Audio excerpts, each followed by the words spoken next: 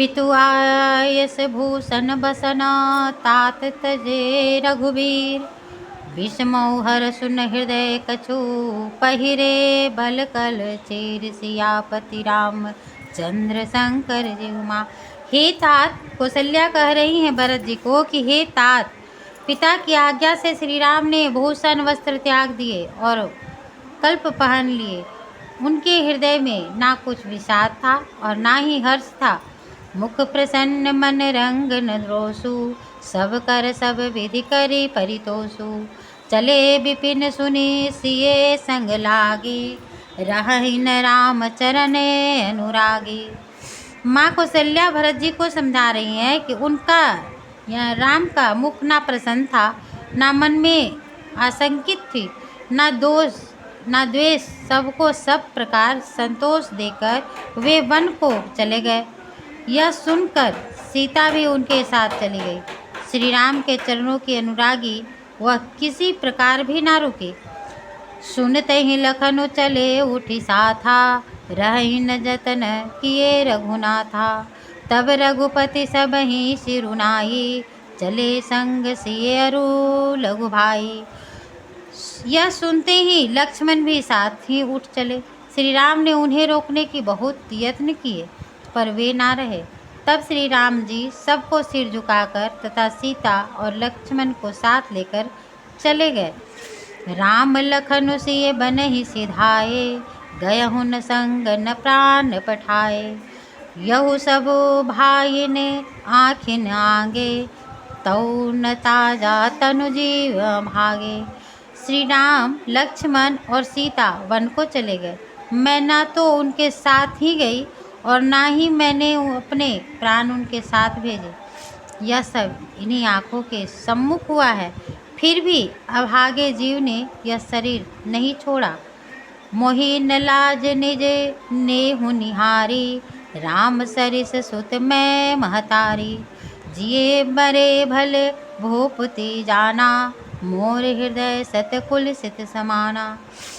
अपने स्नेह की और देखकर मुझे लाज भी नहीं आती। मैं राम जैसे पुत्र की माता हूँ। जीना मरना तो राजा ने ही जाना। मेरा हृदय तो सैकड़ों वज्रों के समान कठोर है।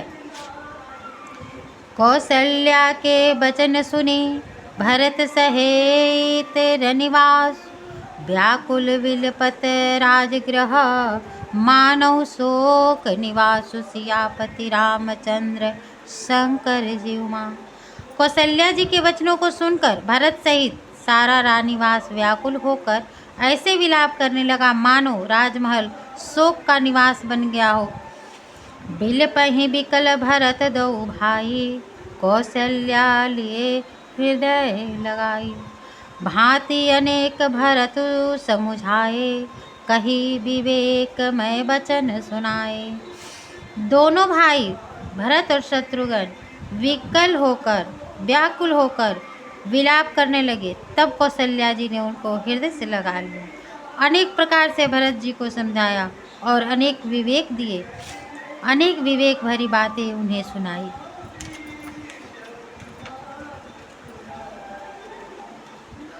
भरतहु मातु सकल समुझाई, कही पुराण श्रुति कथा सुहाई। छल विहीन सुचि सरल सुबानी, बोले भरत जोरी जुग पानी। भरत जी सब माताओं को पुराण और वेदों की सुंदर कथाएं कहकर समझाने लगे। दोनों हाथ जोड़कर भरत जी छल रहित पवित्र और सीधी सुंदर वाणी बोले। जे यज्ञ मातु पिता सुत मारे, गाई गोठ मही सुरपुर जारे। जे यज्ञ तिये बालक बध कीन्हे, मित मही पति माहुर दीन्हे। जो माता पिता और पुत्र के मारने से, गौशाला और ब्राह्मणों के नगर जलाने से, स्त्री और बालक की हत्या करने से, और जो मित्र और राजा को विष देने से होते हैं। जे पातक उपपातक अहि, कर्म वचन मन भौ कवि कहि। ते पातक मोहि होहु विधाता, जो यहु होई मोर मत माता। कर्म वचन और मन से होने वाले जितने पातक एवं उत्पातक कवि लोग कहते हैं, हे विधाता, यदि इस काम में मेरा मत हो तो हे माँ, वे सब पाप मुझे ही लग जाए। ऐसा भरत जी माँ को समझा रहे हैं।